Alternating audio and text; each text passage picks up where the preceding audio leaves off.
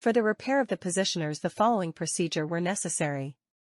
Replacement of various electronic components and general cleanup of the units. For testing, we use pressurized air and a multifunction calibrator.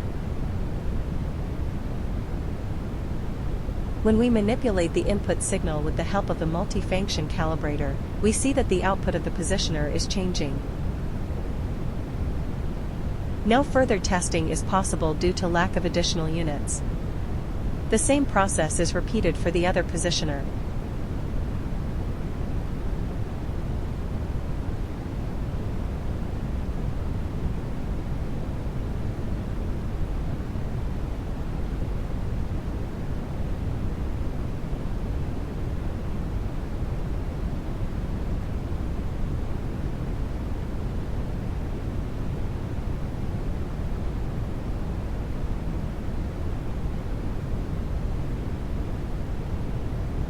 No further testing is possible due to lack of additional units.